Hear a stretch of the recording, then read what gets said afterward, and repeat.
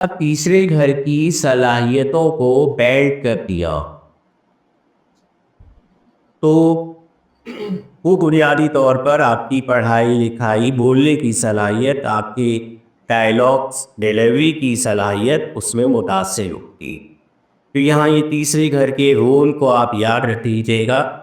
हमारी लिपसिंग, हमारा बोलचाल, हमारी गुफ्तगू, हमारा किसी भी तहरीर के ऊपर दस्तखत करना, किसी भी मुआहदे को अपनी ज़िंदगी में इम्प्लीमेंट करना और उस मुआहदे पे दस्तखत करना, ये सारा हम जायची के तीसरे घर से देखा करते हैं।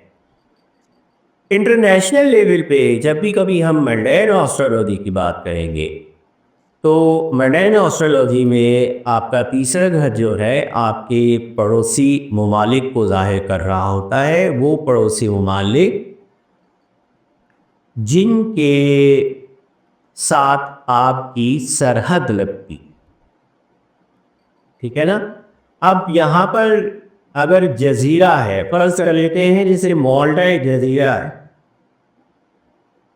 अब माल्टा जजीरा है, इस माल्टा जजीरे के अतराफ में पानी है, चारों तरफ पानी है, तो उसकी सरहदें तो आबी होंगी। तो वहाँ क्या किया जाएगा, कोई बता सकता है?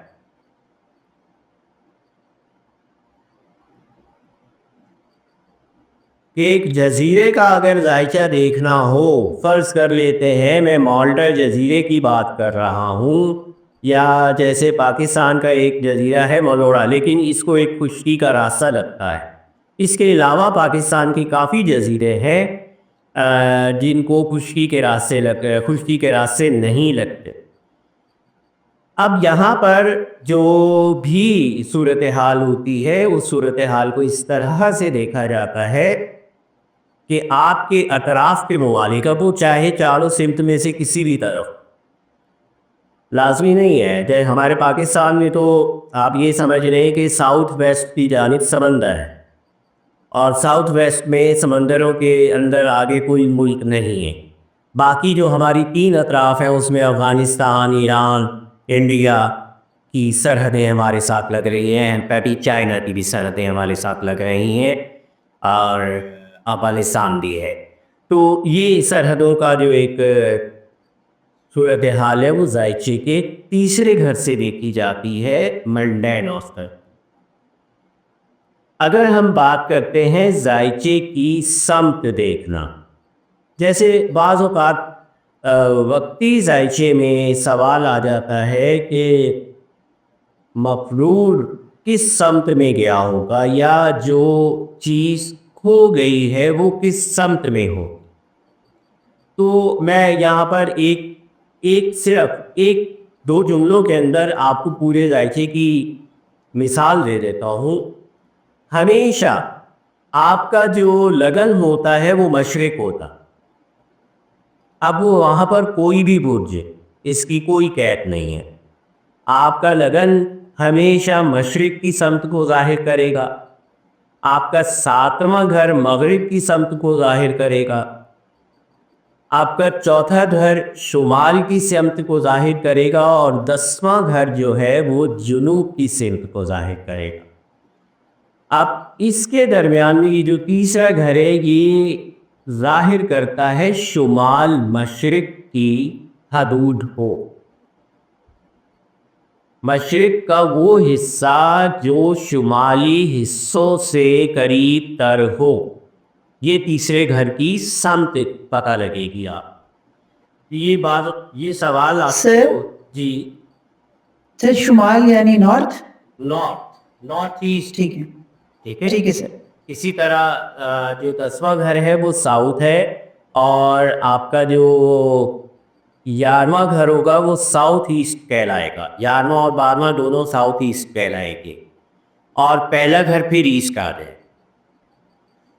ठीक है। जी सर।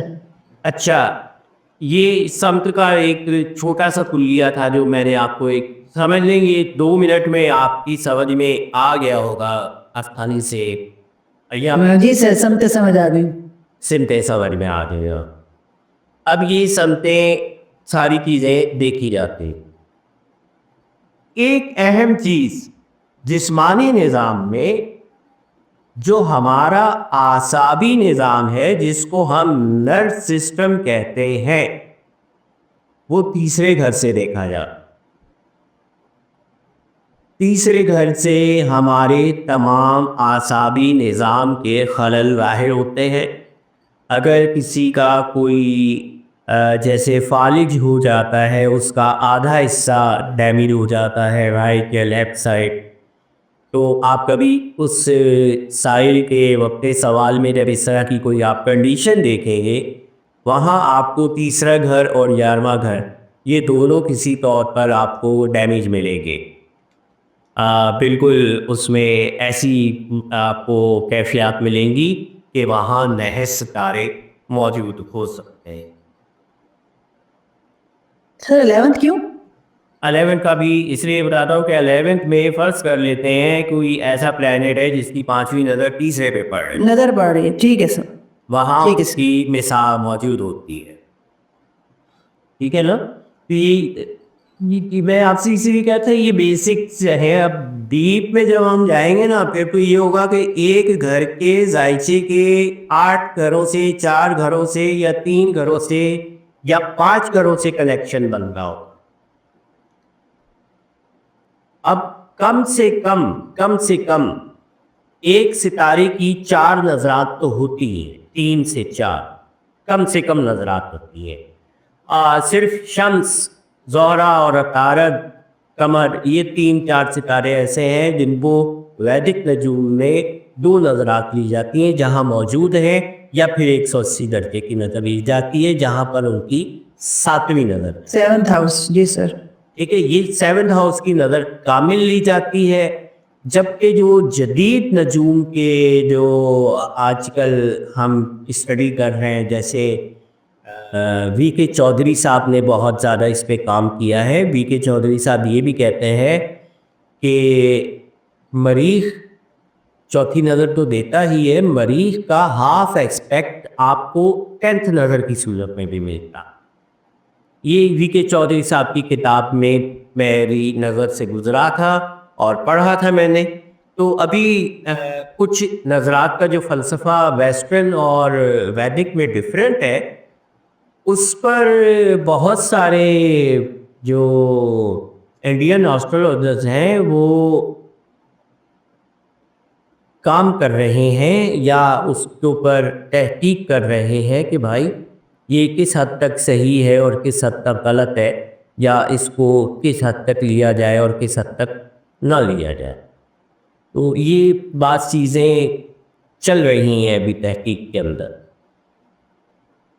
अच्छा, ये मैंने आपको आसाबी निज़ाम बताया। अब देखें, किसी भी डिपार्टमेंट, किसी भी शख्स की जो एक सोशल कनेक्टिविटी है, उसमें तीसरा घर बहुत बड़ी इन्वॉल्वमेंट रखता है। अगर हम किसी प्रोडक्ट के हवाले से देखते हैं तो प्रोडक्ट की जो मीडिया पब्लिसिटी है वो तीसरे घर से देखी जाती है, इश्तहारात की सूरत में। अब वो चाहे आप प्रिंटेड इश्तहार बना रहे हों या आप उसको कह लीजिए कि वीडियो आप उसकी बना रहे हैं या उसकी कोई शॉर्ट्स बना रहे हैं, जो भी बना रहे हैं, उसके लिए किसी भी प्रोडक्ट की जान को देखने के लिए उसके 3rd हाउस को देखा जाता है। अब जो जायचे का दूसरा अहम मकाम है वो है आपका चौथा घर। चौथे घर में जाने से पहले अगर तीसरे घर के मुतालिक कोई भी सवाल मेरे किसी भी बहन भाई के जहन में हो तो वो यहाँ क्लियर कर ले। मैं अभी भी जवाब दे रहा हूँ और इंशाल्लाह अगर वीडियो या पढ़ने के बाद भी आपको नहीं समझ में आता तो मैं तब भी आपको इस बारे में इत्मीनान बख्श जवाब देने की पूरी कोशिश करूँ।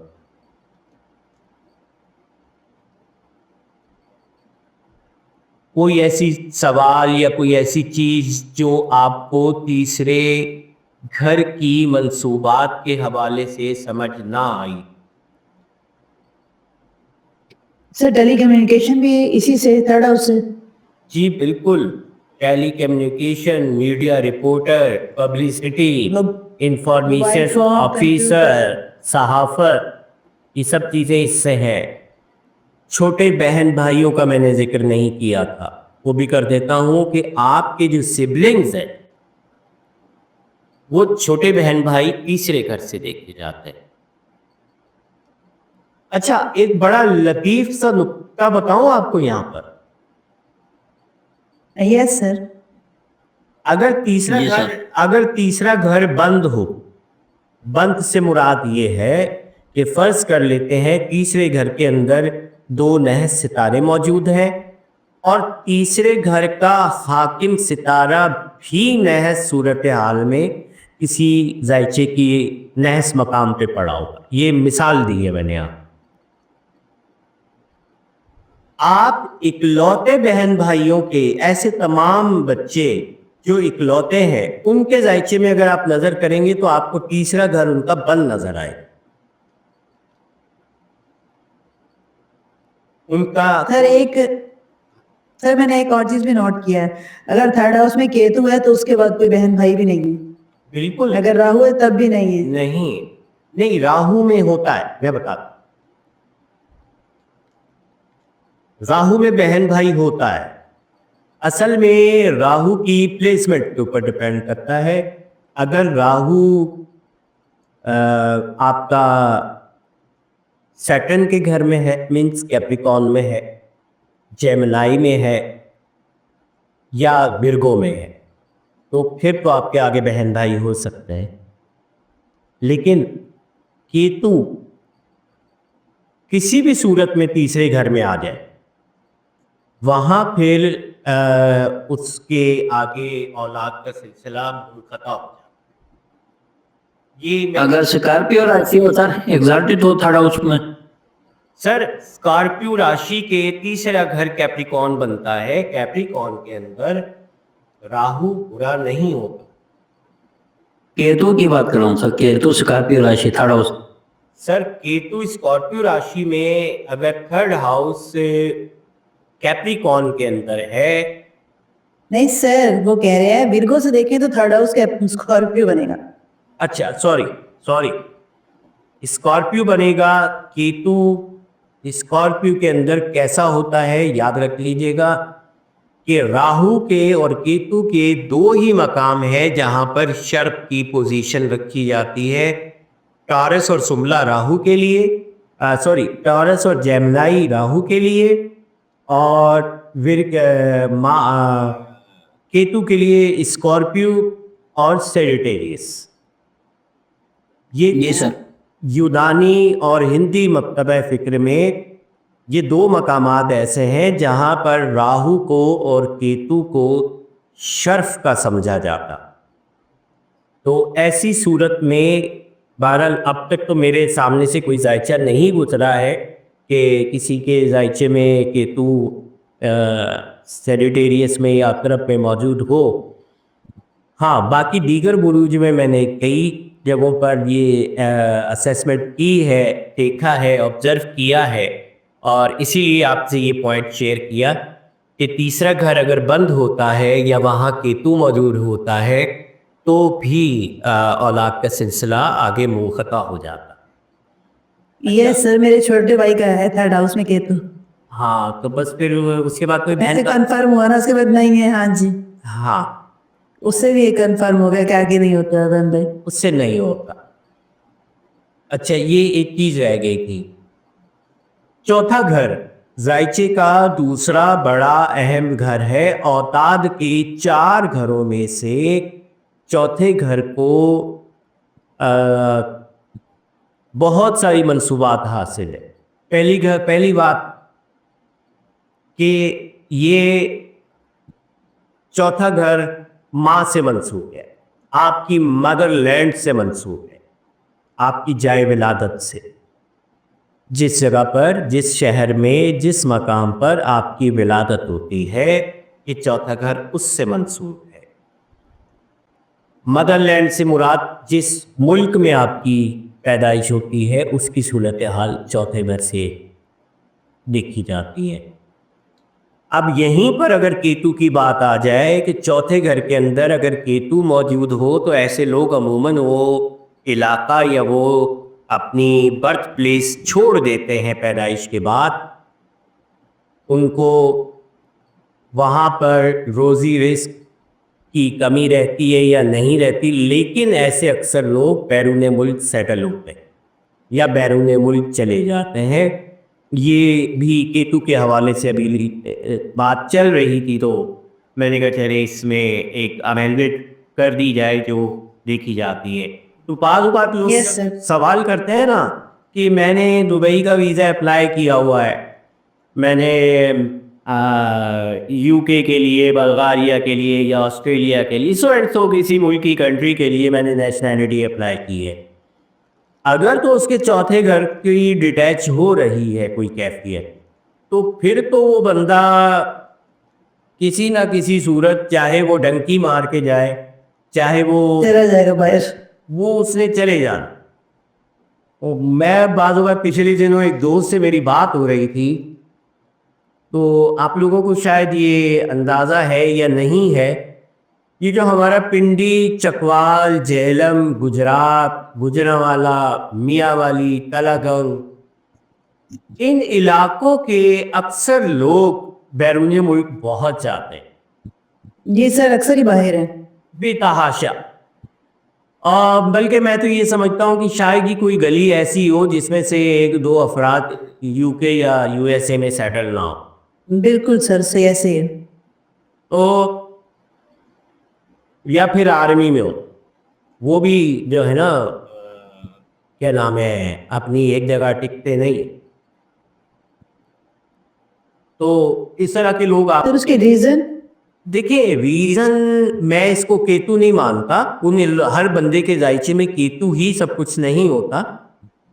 उसकी एक सबसे बड़ी वजह कि देखिए, आपको शायद अगर आप पीछे जाएं तो जिस वक्त ये दीना के करीब तरबेला डैम बना था, ये जो हमारा आज़ाद कश्मीर का इलाका है जो पाकिस्तान के ज़ेरे कंट्रोल है, तरबेला डैम का इलाका। जी सर। तो ये झेलम से एक रोड निकलता है दीना, और दीना से फिर ये मीरपुर, आज़ाद कश्मीर तक और आगे तक ये रोड जा रहा होता है। तो ये जिस पट्टी में तरबेला डैम बना था ना, उस दौर में इस इलाके की जिसकी ज़मीनें थीं, उनसे सदर अयूब साहब ने ज़मीनें भी खरीदी थीं और उनको बैरून मुल्क सेटलमेंट की नेशनैलिटीज़ भी दी गई। सही। ठीक है ना, मुफ्ते में बनेंगे वो। बिल्कुल वो मुफ्ते में गए। अच्छा, उस दौर में मैं समझता हूँ कि ये जब हुआ है ना वाक़या 9/11 का, मेरे ख्याल है 2000 में हुआ है 9/11 का वाक़या, या 2001 में हुआ। इन 2001 में शायद। हाँ, 2001 में हुआ है सर। 2001 हाँ, 2001 से पहले तक पाकिस्तान की वो अमेरिकन वीज़ा लॉटरी में भी नाम आया करता। फिर उसके बाद अमेरिकन वीज़ा लॉटरी से भी पाकिस्तान को खारिज कर दिया गया। या अगर आप पीछे सर्च करेंगे तो ये यूरोपियंस जो हैं या अमेरिकन्स जो हैं, वो बुनियादी तौर पर अपने नए शहरों की आबादी के लिए इस तरह की प्रमोशनल प्रोग्राम्स निकालते रहते हैं। इवन कनाडा बाकायदा आपको नेशनैलिटी देता है, और नेशनैलिटी दे के आपको पाबंद करता है कि आप 5 या 10 साल तक इस प्रोविंस से आप दूर नहीं जा सकते। उसके बाद आपको जिस वक्त नेशनैलिटी कंफर्म हो जाएगी आप चले जाएंगे, लेकिन वो आपने तकलीफ के 5-7 साल उसी सूबे में गुजारने हैं। तो वो नए सूबे आबाद कर रहे हैं कैनेडियंस। तो वहाँ पर अभी अगर आप पिछले 15-20 सालों की हिस्ट्री उठा के देख लें तो उन्होंने काफ़ी सारे नए ऐसे प्रोविंशनल स्टेट्स बनाए हैं जिनके अंदर उन्होंने तारकीन वतन को वहाँ पर वीज़े दे करके पाबंद करके रखा। खैर एनीवे, चौथे घर की तरफ हम बात कर रहे थे। वेस्टर्न एस्ट्रोलॉजी में इसे मिड हेवन कहा जा, जन्नत। माँ जन्नत से कम नहीं होती, और चूँकि ये घर माँ से मंसूब है, आपके घर से मंसूब है। तो जिस तरह किसी शायर ने कहा था ना, मेरा घर मेरी जन्नत, तो बात ये होती है कि जिसको अपने घर में सुकून होता है, अपनी घर से प्यार होता है, मोहब्बत होती है, अपने मादर वतन से, अपने मुल्क से मोहब्बत होती है, वो लोग बैरून मुल्क भी नहीं जाते और वो कोशिश करते हैं कि अपनी मदरलैंड से भी दूर ना हो, चाहे वो कितने ही बड़े ओहदे में क्यों ना चले जाए। मैं आपकी इसकी मिसाल अगर आपको दूं कि यही चकवाल और पिंडी जेहलम का अगर आप इलाका देख लें, तो यहाँ पर आपको छोटे से छोटे गांव में भी आपको कर्नल ब्रिगेडियर टाइप की एक पर्सनैलिटी ज़रूर मिलेगी, क्योंकि वहाँ अक्सरियत में आर्मी से मंसूब लोग रह गए हैं। अभी सिर्फ चकवाल चकवाल के अगर आप बात करेंगे तो कुछ तकरीबन 11 से 12 ऐसे जो हमारे आर्मी चीफ गुजर चुके हैं जिनका ताल्लुक सिर्फ पिंडी डिवीजन से था, सिर्फ रावलपिंडी डिवीजन के मुख्तलिफ इलाकों से। उसमें चकवाल, जेहलम और ये मुख्तलिफ पिंड दादन खान वगैरह और ये दीगर पट्टियाँ भी आ जाती है। खैर, ये मदरलैंड से अटैचमेंट के हवाले से कि वो सब कुछ करने के बावजूद भी अपने ही गांव में आके बड़ी सी कोठी बना के फिर वहीं पे रह रहे होते हैं, रिटायरमेंट की लाइफ वहीं गुजार रहे होते हैं। एनीवे, हम चौथे घर की तरफ आ रहे थे। किसी भी शख्स की रिहायशी माहौल को अगर एनालाइज करना हो तो आप उसके चौथे घर को देखिए कि घर के अंदर उसका रवैया कैसा है, उसका उठना बैठना कैसा है, अहले खाना के साथ उसके ताल्लुकात कैसे हैं, माँ से वो कितनी मोहब्बत करता है, ये हमें चौथा घर बता रहा होता है। निजी ज़िंदगी, देखें, निजी ज़िंदगी से मुराद ये है कि आपकी बेडरूम लाइफ, इंटीरियर लाइफ, ये हमारी निजी ज़िंदगी होती है। चार दीवारी के अंदर की ज़िंदगी हम कैसे गुजार रहे हैं, ये चौथे घर से देखी जाती है। एक होती है हमारी सोशल लाइफ, एक होती है हमारी पर्सनल लाइफ। जो हमारी पर्सनल लाइफ या निजी ज़िंदगी होती है उसको हम चौथे घर से देख रहे होते हैं। ज़मीन, प्रॉपर्टी, एग्रीकल्चर लैंड, ये चौथे घर से देखी जाती है। एग्रीकल्चर लैंड, ज़मीन, प्रॉपर्टी चौथे घर से देखी जाती है। इसी तरह से आपके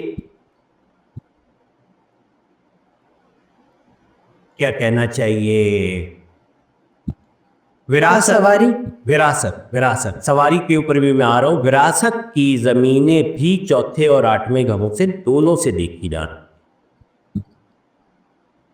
चौथे घर से जो विरासत की ज़मीन देखी जाती है वो डिफरेंट होती है। अब मैं बता देता हूँ कैसे डिफरेंट होती है। नवा घर है आपके वालिद साहब का, नवे घर से आठवां घर बनता है विरासत का।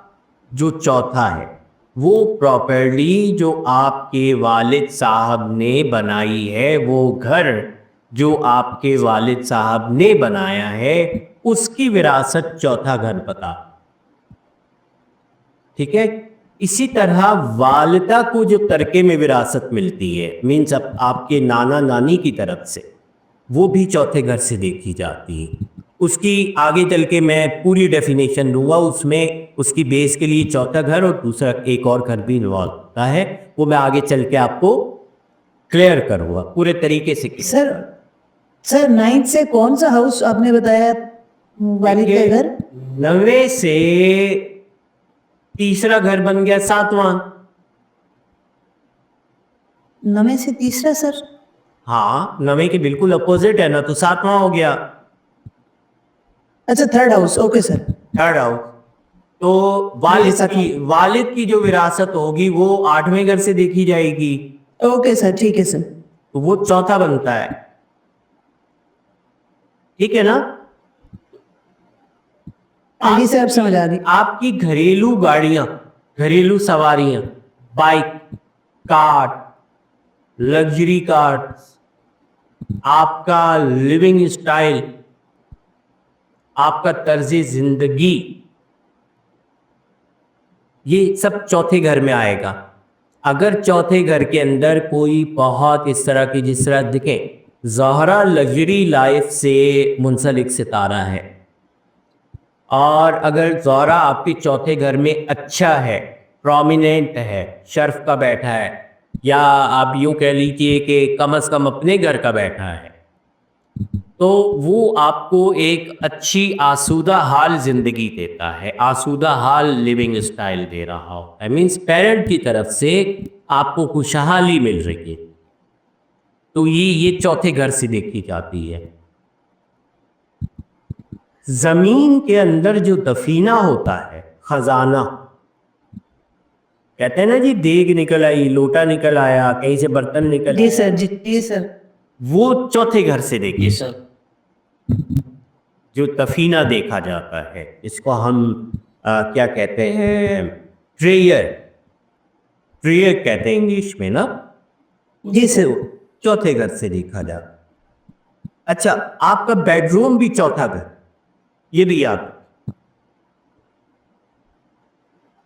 आपका चूंकि चौथा घर आपकी पूरा घर हो गया, आपकी रिहाइश हो गई, अब उस रिहाइश में कहीं ना कहीं तो आपका बेड लगता है या नहीं लगता, चाहे वो आप सहन में सो रहे हैं, बरामदे में सो रहे हैं, but G force sir. House को आपका बेडरूम लिया जाता, क्योंकि जी सर। सोना करना आपका अपने घर के अंदर ही होता है। ये एक डिफरेंट बात है कि आपका सेपरेट बेडरूम है या नहीं है, वो एक अलग मैटर है, बट आपका बेडरूम लाइफ या आपकी जो नींद की बेहतरी और नींद की जो एक कैफियत का एनालिसिस है, वो चौथे घर से होता है। चौथा घर, अगर चौथे घर के अंदर आतिशी सितारे मौजूद होंगे, तो देखिए चौथा घर बुनियादी तौर पे दिल से ही गया कहा जाता है। दिल, फेफड़ा, पसलियों का ये हिस्सा है, ये चौथे घर से लिया है।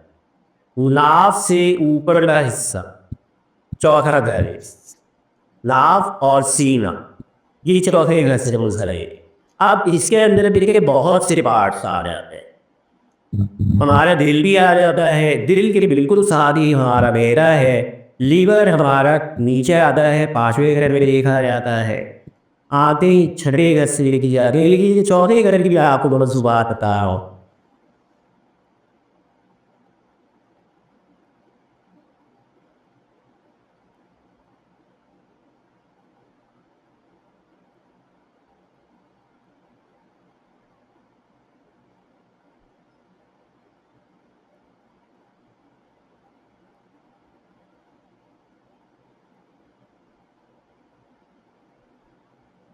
हेलो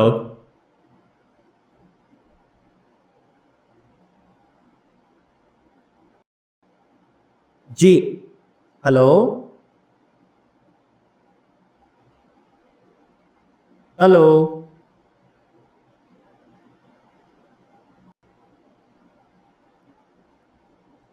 हेलो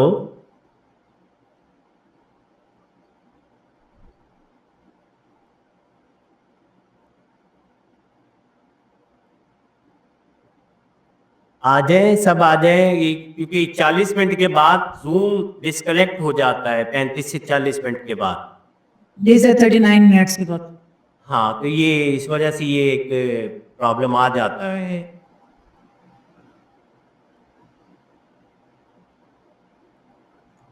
अच्छा, रियल एस्टेट से मुंसलिक जितनी चीजें हैं वो चौथे घर से देखी जा,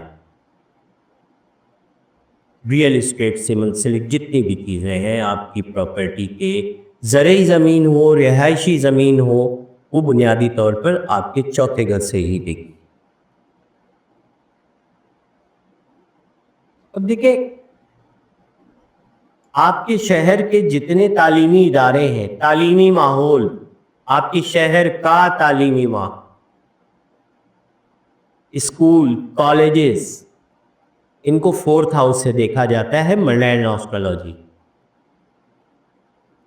मंडैन एस्ट्रोलॉजी में चौथा घर किसी भी मुल्क के तालीमी माहौल और उसके एजुकेशनल ग्राउंड को जाहिर कर रहा हो। ठीक है ना? ये अपने उसमें आप लाजमी रखिएगा। यस सर, लिखिए।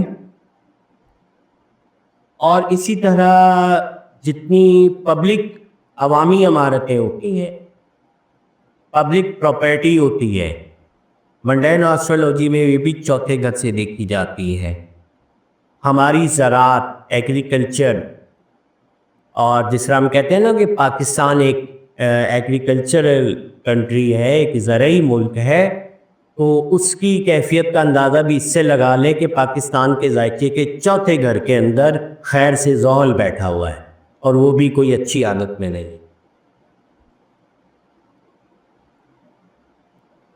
अच्छा, एक और चीज़, आपके मजहबी नज़रियात जो वालदा की तरफ से आपको ट्रांसफ़र होते हैं वो चौथे घर से देखे जाते। ये ज़रा सा यूनिक सा नया पॉइंट, अगर आप इस पे फोकस सर जरा नहीं, टोटल नहीं हुआ है ना? हाँ, न्यू है सब, न्यू वर्ड है सब। तो असल में देखें, एक क्रिश्चियन माँ उसे क्रिश्चियनिटी की तालीम देगी, एक मुसलमान औरत उसे इस्लाम की तालीम देगी, एक हिंदू औरत अपनी गोद में पलने वाले बच्चे को जब पैदाइश के बाद से राम राम करना सिखाएगी तो वो बड़े होके राम राम ही करेगा। और इसी तरह जो भी हमारी मुसलमान ख़वातीन हैं, औरतें हैं, माएँ हैं, वो जिस भी मसलक से मुंसलिक होती है, ये आज आपको एक तज़ाद बता दूं कि अगर किसी सुन्नी के घर में शिया औरत आ जाए तो उसके बच्चे शिया हो जाते हैं, किसी शिया के घर में वहाबी औरत आ जाए तो उसके बच्चे वहाबियत की तालीम पे चले जाएंगे, या मालिकी मसलक या किसी दूसरे मसलक की तालीम पे चले जाएंगे, क्योंकि उनकी जो बुनियाद बना रही होती है वो बेसिकली माँ बना रही होती है। तो आपके जो दीनी नज़रियात है, आपके जो ख़ानदानी कुछ रसूमात होती हैं, हर ख़ानदान के अंदर कुछ ना कुछ रस्में होती हैं जो बड़ों से चलती ही आती हैं, और ये तकरीबन महाजिर पंजाबी और जितने भी आप इस तरह के ख़ानदान देखेंगे, चाहे वो पठान या बलूच या कोई भी ख़ानदान आप ले लें, वहाँ कुछ चीज़ें मजहबी तो एक रिवायात में आ रही होती हैं कि हमारे बड़े ऐसे नहीं करते थे, या हमारे बड़े 10 मुहर्रम को यूं नज़र दिलवाते थे, या हमारे बड़े फातिहा दरूद इस तरह किया करते थे। ये तमाम चीज़ें जो हमें एक सीना बसीना विरासत में ख़ानदानी तौर पे मिलती हैं, वो हमें चौथे घर से देखने को मिलती, क्योंकि चौथा घर जो है वो बुनियादी तौर पर हमारी जो पेरेंटल एजुकेशन होती है, वसीयत करदा जो एजुकेशन होती है, सर हमारे फोर फादर्स की। जी बिल्कुल, हमारी जो पेरेंट्स की, हमारे फादर्स की होती है, वो हमें चौथे घर से मिल जाए। अच्छा, हिंदी नजूम में चौथा घर मोक्षा ट्रायंगल का पहला घर, ठीक है, 4, 8, 12, ये तो 3 घर है, ये तीनों घर 4 से 5वां घर 8वां बनता है और 4 से 9वां घर 12वां घर बनता है। ठीक है, एक खौफ, मौत और बादस मौत, सादी लफ्जों में आपको सोच समझा लो, जिंदगी, मौत और बादस मौत। बात समझ में आई आप? जी सर। ये 12 hours बाद 12वां घर बादस मौत लिया जाता है हिंदी नजूम। जी सर। और चौथा घर है आपकी लिविंग लाइफ, 12th हाउस है आपकी डेड लाइफ।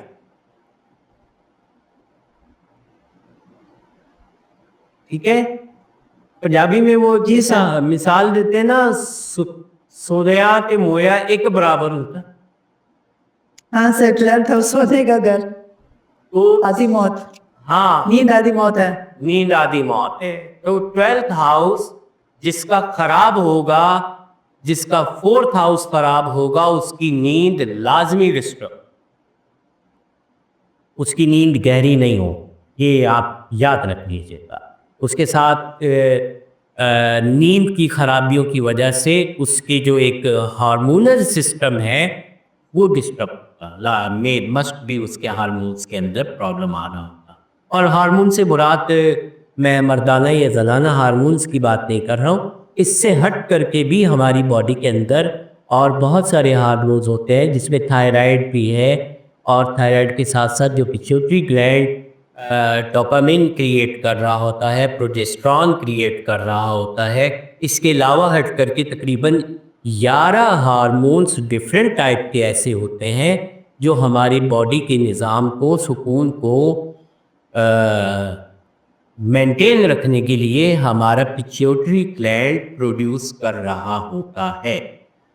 और मज़े की आपको बात बताऊं, पिट्यूटरी ग्लैंड उस वक्त तक एक्टिव ही नहीं होता जब तक आपका दिमाग पूरी तरह सो न जाए।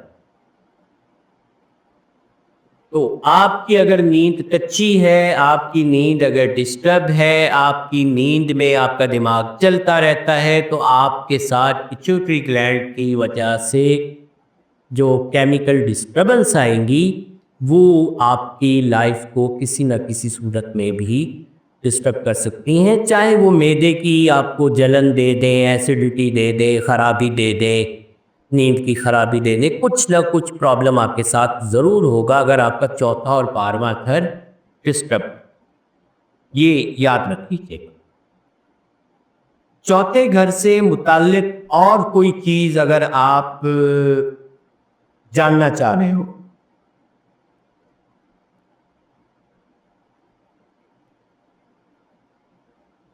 वजाहत भाई, कोई ऐसा सवाल हो और आप ये कहें हमारे साथ मैडम कौसर फरीद और एफ रियाज, कोई सवाल अगर है, सैयदा आपके पास कोई सवाल है तो आप बात कर सकती हैं। सर मुझे तो जैसे सवाल नजूल होता है वैसे मैं पूछ ले। हाँ नहीं तो बिल्कुल, मैं तो इस चीज़ के बारे में ये हक क्या बल्कि मौलाली का कौल है कि जो सवाल पूछता है उससे तो समझ जाओ कि उसके अंदर हक की तलाश करने की जस्तजू है, या वो कोई ना कुछ जस्तजू ज़रूर रखता है, इल्म हासिल करने की जस्तजू रखता है। तो सवाल करना अच्छे तालिब इल्म की निशानी होती है, ये नहीं है कि जी सर। वो बस कान में डाला और चल दिए। चले 5वें घर की तरफ हम आते हैं। 5वां घर जो ट्राइनल हाउसेस का दूसरा घर है, त्रिकोण के घर जिनको हम कहते हैं ना, त्रिकोण के पहला, 5वां, 9वां, ये 3 घर जो होते हैं ये बेसिकली त्रिकोण के घर भी कहलाता है। त्रिकोण, त्रिकोण के, त्रिकोण, ट्राइनल हाउसेस, ठीक है। त्रिकोण होती है ना, मुसल्लस जिसको कहा जाता है, जी सर। ट्राइएंगल जिसके 3 कोने होते हैं, तो ये ट्राइनल हाउसेस कहलाते हैं, फर्स्ट, फिफ्थ एंड 9। 9। तो पहला घर जहां आपका लगन है वहां पर वो बेसिकली आपका फर्स्ट ट्राइनल हाउस भी है। अगर वहां कोई अच्छा सितारा बैठा हो, लाइक एज जुपिटर, अगर पहले, 5वें या 9वें इन 3 घरों में से किसी का मुश्तरी किसी भी एक बुर्ज के अंदर अगर मौजूद है, तो ये याद रख लीजिएगा कि उसके ये तीनों घर सेव हो जाएंगे, क्योंकि मुश्तरी ने पहली, 5वीं, 9वीं नज़र ही देनी होती। अब वो चाहे पहले घर से 5वें 9वें को दे, चाहे 5वें से 9वें और पहले को दे, चाहे 9वें से पहले और 5वें।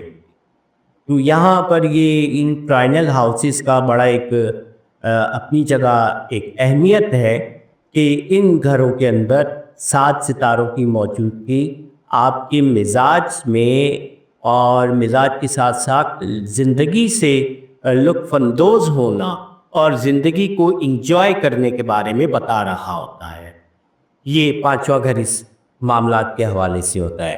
देखिए, पांचवा घर बेसिक सबसे पहले चीज आ जाती है खुशियां, औलाद। आपकी जितनी भी औलाद देखी जाती है, एक्सपेक्ट देखा जाता है कि इस शख्स की औलाद होने की कितनी तवक्कुआत हैं, बच्चे होने की कितनी तवक्कुआत हैं, उसके लिए पांचवा घर और पांचवें घर का मालिक सितारा अहम किरदार अदा कर रहा होगा। पांचवें घर पर पड़ने वाली नज़रात और सब चीज़ें, पांचवें घर का किरदार औलाद के मामले के हवाले से बहुत अहमियत का हामिल होता है। और इसी तरह अगर पांचवें घर के अंदर कोई नहस तारे मौजूद हैं तो सबसे पहली तकलीफ़ तो होती है औलाद के दुनिया में आने में, ताख़ीर कह लें, तकलीफ़ कह लें, कुछ भी कह लें। और उसके बाद औलाद से सुख मिलना या ना मिलना, इसमें भी पांचवें और 11वें घरों का बहुत बड़ा अमल दखल है। तो इन घरों को आप बड़े मोहतात तरीके से, मैं ये साथ साथ कॉम्बिनेशन से ये चीज़ें इसलिए थोड़ी थोड़ी खोलता जा रहा हूँ क्योंकि ये बुनियादी तौर पे तो बेसिक नजूम की स्टडी में नहीं आती, लेकिन बताने का मकसद आपका ये है कि आप में से अक्सर अफराद ऑलरेडी नजूम को सीखने के मरहलों में है या नजूम के साथ इन टच ज़रूर है। बिल्कुल कोरा कागज़ नहीं है किसी का। ऐसा नहीं है कि मैं कहूँ कि मेरे इस ग्रुप के अंदर कोई बिल्कुल कोरा आदमी है जिसको मुझे अलिफ बे से सब चीज़ें समझानी पड़ रही। ये सब अच्छा, औलाद के रुझान और औलाद से मोहब्बत और औलाद से प्यार। मैं अभी एक स्टडी कर रहा हूँ, अगर आप लोगों के जहन में हो तो यूके में, स्कॉटलैंड में अभी 2 माह पहले एक केस हुआ था जहाँ बाप ने और सौतेली माँ ने मिलके एक बच्ची को कत्ल कर दिया था और अपनी सगी बेटी, बाप की वो सगी बेटी थी, शरीफ, आमना शरीफ नाम था उसका गालिबा। मैं उसके डेट ऑफ बर्थ और उसके मुताबिक देखने की पूरी अभी उसमें कोशिश में वर्क कर रहा हूँ। किसी दिन वो जायचे शेयर करूँगा कि बाप ने इतना इंतहाई कदम कैसे उठा लिया कि अपनी सगी बेटी को मार मार के और उसने कत्ल की नौबत तक पहुंचा दिया। यहाँ पर पांचवा घर औलाद से, आपको अपनी औलाद से कितनी मोहब्बत है, कितने इन टच हैं आप अपनी औलाद से। एक माँ या बाप, उसका औलाद के साथ प्यार कितना है, ये पांचवा घर हमें बता रहा होता है। आपके अंदर तख्लीकी रुझान कितना है, क्रिएटिविटी कितनी है, ये जायचे के पांचवें घर से देखी जाए। क्रिएटिविटी से मुराद ये है कि आया आपके अंदर कुछ नया करने की जस्तजू है या आप वही एक पुराने सिलेबस पे काम करेंगे। अगर पुराने सिलेबस को देखेंगे तो यहाँ आपको पांचवा घर कतई तौर पे अच्छा नहीं मिलेगा, लेकिन अगर पांचवें घर के अंदर एक्सपेंशन देने वाले कोई प्लैनेट मौजूद, लाइक राहु, जुपिटर भी एक्सपेंड कर रहा होता है और राहु भी एक्सपेंशन दे रहा होता है। ये दोनों सितारे अगर पांचवें घर में मौजूद हो, इंडिविजुअल हो या एक साथ हो, तो ऐसे बंदे के अंदर मुख्तलिफ किस्म के टैलेंट होते हैं, मुख्तलिफ टैलेंट होते हैं। वो आपको मल्टी टैलेंटेड, बिल्कुल मल्टी टैलेंटेड, वो बैक वक्त आपको अच्छा कुक भी नज़र आ सकता है, वो आपको अच्छा अदाकार भी नज़र आएगा, वो आपको अच्छा राइटर भी नज़र आ सकता है। उसकी तबीयत जो है, उसका मिजाज ऐसे होगा कि वो जिस फील्ड की तरफ जाता है वो कोशिश करता है कि उसकी गहराई में पहुंचने की या उसको हासिल करने की कोशिश करे। ट्राइनल हाउसेस इस मामले में बहुत अहम किरदार अदा कर रहे होते हैं। पहला घर भी आपके अंदर तहकीक और जस्तजू को लेके आ रहा होता है, पांचवा घर के भी यही काम है। नवा घर तो मजीद डीप स्टडी है ना, नवा घर तो आप ये कह लीजिए कि वो हायर स्टडीज़ है। जिस भी चीज़ के बारे में आप करना चाहते हैं वो डीप लेवल तक या हायर लेवल तक जाके आप पढ़ते हैं। कि ये ट्राइनल हाउसेस का आपके ज्ञान से बहुत लेना देना है। ज्ञान, मैं एजुकेशन की बात नहीं कर रहा हूँ, एजुकेशन तो हमारे यहाँ बहुत सारे लोगों के पास बहुत सारी डिग्रियां होती हैं, लेकिन एक जो ज्ञान वाली कैफियत होती है वो कैफियत उनके साथ नहीं होती या नहीं देखने को मिलती। तो वो चीज़ उनके ट्राइनल हाउसेस से देखी जाती है, जिसमें फर्स्ट फिफ्थ नाइन्थ की टर्मिनोलॉजी जो है वो आम होती है। प्यार, मोहब्बत, इश्क, ये पांचवें घर के कारनामे हैं। और कारनामे भी नहीं है, एक शेर सुना दो अगर आप इजाज़त दें। तो शायर ने बड़ा एक खूबसूरत शेर कहा। वो कहता है, फतूर होता है हर उम्र में जुदा जुदा, फतूर होता है हर उम्र में जुदा जुदा, खिलौने इश्क मोहब्बत खुदा खुदा। नहीं समझ आया? नहीं सर, बहुत शकील शायरी है। बहुत सादे लफ्जों में समझाता हूँ। फतूर होता है, फतूर कहते हैं जहनी खलल को, जहन का सोच, जहन का रुझान। कहते हैं ना इसके तो जहन में फतूर आ गया है, इसके दिमाग में फतूर आ गया, ये उर्दू का एक जुमला है। तो फतूर कहते हैं जहनी खलल को, दिमागी खलल को, दिमागी खराबी को। तो वो कहते हैं दिमागी खराबी हर उम्र में अलग अलग होती है। फतूर होता है हर उम्र में जुदा जुदा, जुदा जुदा माना अलग अलग। हर उम्र के मुख्तलिफ दौर होते हैं, बचपन, लड़कपन, जवानी, बुढ़ापा,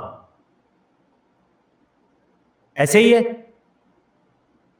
अगले मिसरे में क्या कह रहे हैं? खिलौने, बचपन की और लड़कपन की क्या नीड होती है?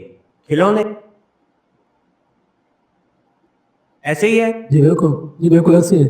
बच्चियां गुड्डे गुड़िया का खेल खेलती हैं, गुड़िया और गुड़े की शादी में लगी रहती है। लगी रहती हैं। मिट्टी के बर्तनों से खेलना, से खेलना, कुकिंग के कुछ ऐसे चीजें खेल लेना। मीन्स देखें ये एक एज फैक्टर्स हैं बचपन और लड़कपन के। अच्छा, फिर कहता है खिलौने इश्क मोहब्बत खुदा खुदा। अब जब जवानी आती है, हाँ देखें ये एक नेचर है। हार्मोनल चेंज जब आते हैं मेल में फीमेल में, तो दोनों के अंदर तब्दीलियाँ पैदा होती हैं, फीमेल्स में भी और मेल्स में भी। और फिर एक जाविया चेंज होता है। जो सहेलियां, जो मोहल्ले की लड़कियां लड़के आपस में बचपन में खेल रहे होते हैं, लेकिन जब वो जवान होते हैं ना, तो वो फिर वो बचपन भूल जाता है। क्योंकि देखिए वहाँ पर वो सिर्फ हार्मोन्स चेंज होने से जज्बे चेंज हो जाते हैं, जज्बात चेंज हो जाते हैं, सोच, थॉट पैटर्न चेंज जाता है जी सर, थॉट पैटर्न चेंज हो जाता। तो ये शायर का भी यही कहना था कि जवानी में इश्क मोहब्बत होती है, और जब जवानी गुजर जाती है, बुढ़ापा आ जाता है, फिर अल्लाह अल्लाह शुरू हो जाती है।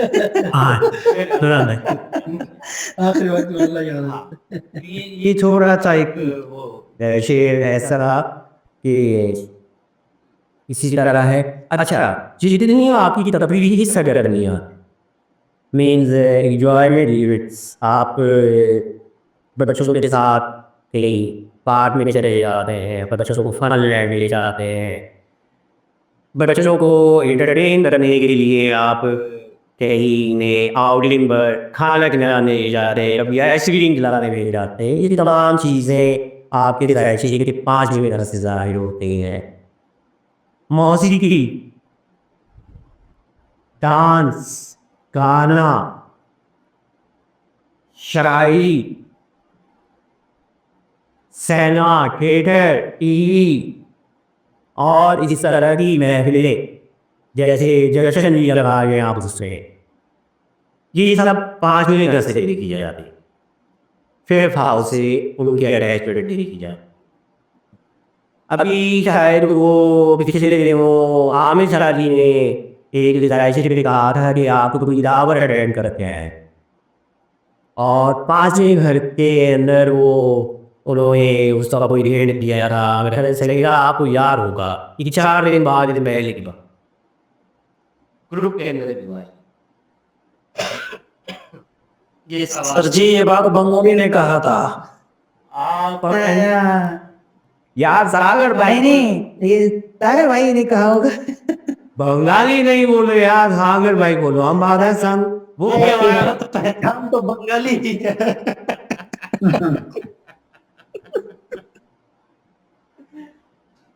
तेरा एक मुस्लिम है, बस बात खत्म। बहुत अच्छी बात ये है कि भाई हदूद बंदियां तो हमने दी है ना सिर्फ। देखिए जितने रोमांस होते हैं, जितने फ्लर्ट्स होते हैं, वो 5वें घर से देखे जाते हैं। दिल फेंक आशिक 5वें घर से पता लगता है। दिल फेंक माशरूका 5वें घर से पता लगती है। ये सब चीजें 5वें घर से। अच्छा, जीवा, सट्टा, लॉटरी, स्टॉक एक्सचेंज, ये चारों चीजें 5वें घर से मंसूब की जाती हैं। याद रख लीजिए, अगर कोई बैटिंग की बात कर रहा है कि जी मैं आज IPL के अंदर कलकत्ता और बांग्लादेश खेल रहा है तो मैं कौन सी टीम जीतेगी और उस पर किस से बैट करने लगाऊँ, तो उसका 500 घर जितना वो ज़्यादा एक्टिव होगा 5 और 8 का कोई कॉम्बिनेशन बनेगा। तो ऐसा बंदा जुए सट्टे से, स्टॉक मार्केट से पैसा कमाने का जहाँ होता है, उसके अंदर ये खसलत पाई जाए कि वो बगैर मेहनत के कोशिश करेगा कि हम उसको पैसे का हसूल हो और वो किसी तौर पर ऐशो आराम की और खुशी की जिंदगी गुजार सके। Easy money. Easy money, easy money से नहीं, इजी मनी कहते हैं। इजी मनी आपको वो लगती है जो मेहनत से की जाती है। उसमें बंदे को एहसास होता है कि मैंने इतनी तवानाई एक्सपेंड की है, खर्च की है 5,000 या 10,000 या महीने की 2 लाख रुपए सैलरी में के लिए उसको 30 दिन मेहनत करना पड़ती है। उसको उसकी कदर का अंदाजा होता है। तो ये जो जुए सट्टे वाली जो बात है, तो जुए सट्टे से जो पैसा कमाने वाले लोग होते हैं बेसिकली फिर उनको पैसे की कदर नहीं होती ना। वो तो वो एक बड़ी चीप सी एक बात कहते हैं, चोरी का माल मोरी में। ये वो फिर उनके पास यस सर। नहीं सर, हराम बूद हराम रफ्त। हाँ, हराम बूद हराम रफ्त, बिल्कुल। ये भी पर्शियन का जुमला बड़ा बेहतरीन है। अच्छा, एक चीज अहम जो 5वें घर के मुताबिक, इससे बड़े गौर से सुनिएगा। ये 5वें घर का एक आखिरी जुमला है। रूहानियत के इब्तदाई जरासीम आपको 5वें घर से मिले। रूहानियत, मंतर तंत्र तावीज धागा या दम दरूद करने वाले शख्स के बैक पे 5वें घर में कुछ न कुछ प्लैनेट की पोजीशन ऐसी ज़रूर होगी जहाँ पर वो इस फील्ड से मुंसलिक हो करके रूहानियत की लाइन इख्तियार करे। अब वो चाहे कमर्शियल लेवल पे करे, चाहे वो नॉन कमर्शियल लेवल पे करें, लेकिन उसके अंदर जो रूहानियत के बेसिक जरासीम हैं, इब्तदाई जो उसकी एक थॉट है रूहानियत के बारे में, वो पांचवा घर हमें बताएगा। अगर फर्ज कर लेते हैं कि पांचवें घर के अंदर दो शैतान सितारे बैठे हुए हैं,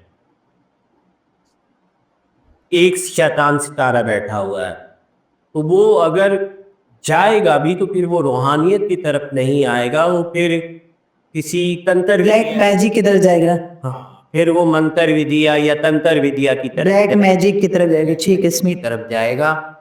ये पांचवें घर की वो है। अच्छा,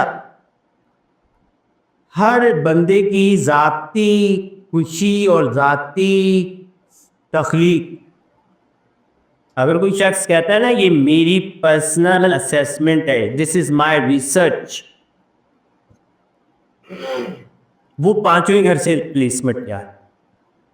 अगर पांचवें घर के अंदर फर्ज कर ले किसी का राहु और मून बैठा है, और राहु मून वैसे तो अच्छे नहीं होते, लेकिन मून आपकी सोच है और राहु एक्सपेंशन है, तो ये आपकी सोच को एक तख्लीक के घर में एक्सपेंड करते हैं, जस्तजू की तरफ ले जाते हैं कि हाउ दे डू इट, ये सब कैसे हो जाता है, ये सब कैसे किया जाता है। वो ये जो तख्लीक के पीछे एक जस्तजू का ये पहला जुमला होता है ना, हाउ दे डू इट, वो ये सब कैसे करते हैं, ये सब कैसे होता है। ये जो दो तीन जुमले हैं ना, ये इंसान के अंदर सीखने की जस्तजू को पैदा करते। पांचवें घर के अंदर मैंने कई जायचों में देखा है कि अगर मून राहु, मैंने दो जायचों में देखा, ऐसे बंदे आपसे सवालात बहुत करें, उनको मुतमईन करना आसान नहीं हो। अगर वो आप फिर मून सेटन हो तो देखिए, मून सैटर्न अपोजिट हो गए ना, वो हकीकत में देखिए मून और सैटर्न डिसअपोजिटर हैं एक दूसरे। जी सर। मून कहेगा कि पता कर, मालूम कर, जुस्तजू कर, सोहल कहेगा छाटे सानू की लेना, समझ ले। और जैसे कहते हैं कि आप आम खाएं पेड़ क्यों गिनते हैं, तो मून की रेस्टोरेंट की जब सिचुएशन आएगी वहां ये मिसाल आएगी कि आप आम खाएं पेड़ न गिने। लेकिन अगर मून राहु की मिसाल आएगी तो वहां पर ये सवाल आएगा कि भाई आपने ये सब बनाया कैसे, मुझे भी सिखाएं, मुझे भी बताएं, मैं सीखना चाहता हूँ, मैं ये करना चाहता। ये जो दूसरी पैदा होगी वो आपके पास ऐसे सितारों से पैदा होगी जो पांचवें घर को एक्सपेंशन दे रहे हो, like Jupiter, Rahu, exalted moon या एक्सॉल्टेड मरकरी। मरकरी अगर शम्स और सन और मरकरी का अगर गुजरती है योग पांचवें घर में हो जाता है, वो चाहे जैमनी में हो, विर्गो में हो या लियो में हो। लियो में अगर हो तो फिर तो बात ही क्या है, आपको वो बंदा इंतहाई रिसीव करने वाला नहीं। तो इस तरह की ये कैफियत देखने के हवाले से, क्योंकि अच्छा पांचवें घर से मुंसलिक कोई बात, कोई सवाल हो तो बताए, फिर हम नेक्स्ट क्लास में डिजीज देखिए। पांचवा घर स्टॉमिक से लिया जाता है बुनियादी तौर, बड़ी आंत, सॉरी छोटी आंत और स्टॉमिक, और ये जो नखरा और ये जो विजा की नाली होती है ना, जो जहाँ पर ये मेरे का मुंह होता है और हम इसे फुमे मैदा कहते हैं, जहाँ पे पेप्टिक अल्सर की इब्तदा होती है, ये पांचवें घर से लिया है। पांचवा घर इसके साथ साथ हमारी ये जो बैक साइड होती है ना, जो गुर्दों से जरा ऊपर होती है, पसलियों के, जिसको पंजाबी में क्या कहते हैं, वकी कहते हैं पंजाबी में, पसली कहते हैं, पहलू, जिसे आप पहलू कहते हैं वो है। हमारे ये पहलू होता है ना, बैक, जो पसली और पेट जी सर। कान का जो हिस्सा होता है, ये भी पांचवें घर से शरीर होता है। इसमें तिल्ली भी आ जाती है इसके अंदर, और इस तरह बॉडी पार्ट्स आ जाते हैं। जैसे अपेंडिक्स इसी एरिया में होता है। अपेंडिक्स की जो नसें होती हैं वो बेसिकली, वैसे तो कहीं पर भी कोई नस ब्लॉक हो जाए तो उसको अपेंडिक्स कहा जाता है, लेकिन जो पेट में अपेंडिक्स की तकलीफ को देखा जाएगा तो वो पांचवें घर से।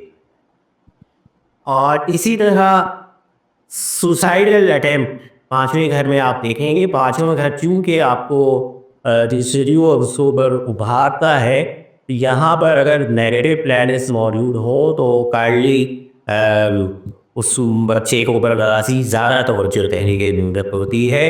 वो मायूसी की तरफ जा करके कोई मनफी कदम उठा सकता है। और पीछे सर पहले आप बता रहे थे 159 जो है ना वो आछी बुरूज हैं, फिर एक लाइन ड्रॉप हो गई थी लास्ट क्लास की, लास्ट सेशन की, सॉरी। ये जायचा फितरत में हर बुर्ज से पांचवा बुर्ज उसका हम जिन्स है। पहला, पांचवा, लामा, ये तीनों अच्छी बुर्ज हो गए।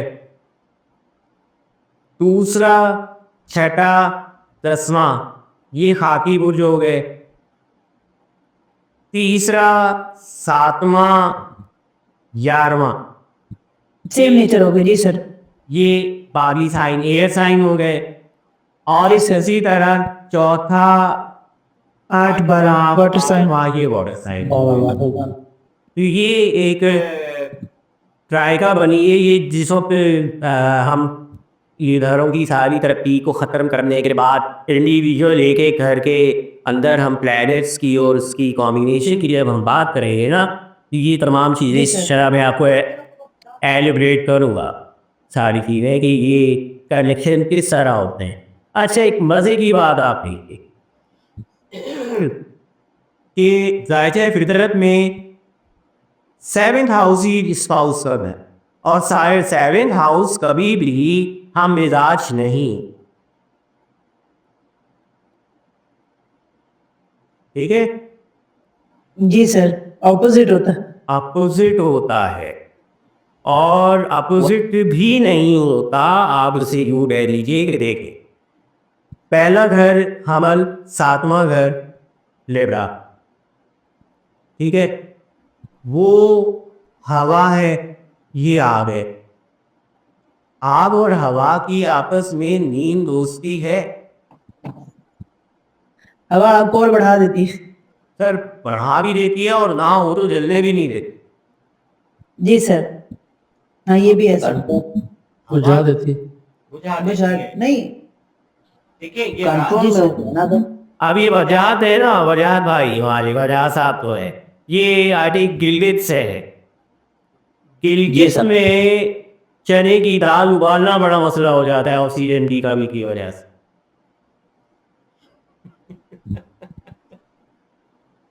जी सर, ठंड एरिया में दूसरे वो जहाँ पर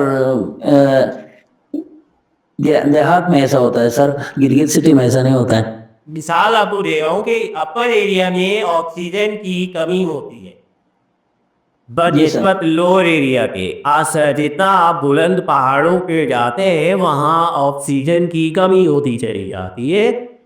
तो जहाँ ऑक्सीजन की कमी होती चली जाती है वहाँ ये ताख़ीर आती है, इस तरह की देर या सर्वे आ जाती है। तो हवा की मौजूदगी आग के जलने के लिए ज़रूरी है। आप किसी बगैर ऑक्सीजन वाले मकाम पर आकर शोला नहीं लग सकते, बिल्कुल भी नहीं लग सकता है। आप ऐसा कहता है तीली लगा दें, उससे आग नहीं लगी, लेकिन जहाँ उसे ऑक्सीजन मिलेगी वो फौरन भड़केगा,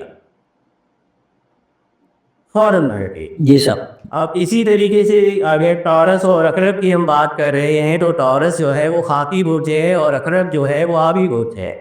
आप पानी और मिट्टी की भी आपस में नींद दोस्ती है, इसलिए कि पानी मिट्टी को बहा के ले जाता है, लेकिन मिट्टी अगर बहुत ज़्यादा तादाद में आ जाए तो पानी मिट्टी का कुछ नहीं बिगाड़ सकती। बंद बांध के हम दरिया को कहाँ से कहाँ ले जाते हैं। ये बहुत सारी चीज़ें समझने की हैं कि हम पल्ला, हम मिजाज और जहनीत मिलने वाला, लाइफ पार्टनर मिलने की जो हम लोगों के अंदर एक सोच डेवलप होती है ना, वो टेक्निकली अल्लाह ने ऐसे नहीं रखा। नजूम के कवायद को अगर सामने रखेंगे तो आपका जो स्पाउस का जो हाउस है वो सेम मिजाज का नहीं है। आप चाहे किसी भी बोझ के वो सेम मिजाज का रहेंगे, बिल्कुल भी नहीं कहीं पर। ठीक है, पांचवें घर तक आज हमने पढ़ा और इंशाल्लाह फ्राइडे को हम छठा, सातवां और आठवां इन 3 घरों पे हम बात करेंगे फ्राइडे की। जी सर। अच्छा सर एक सवाल पूछूं? जी, पूछे दो, पूछे नहीं है। सर नहीं सर, आपने कहा था कि अगर फोर्थ हाउस में आछी बुरुज बुरुज आ जाए तो फिर लाइन ड्रॉप हुई थी सर। देखिए, तो वो क्या करते हैं, जैसे मार्स आता है फोर्थ हाउस में, फोर्थ हाउस में आतिशी सितारा कहाँ का? आक्षी सितारा। हाथ तेरे ले। जी सर। फोर्थ हाउस में जब भी कोई आतिशी सितारा आता है ना, तो आप उस शख्स से देखिएगा कि उसके साथ पेट की डिसएबिलिटी होगी, कुछ ना कुछ उसके साथ पेट के मसले लगे रहे,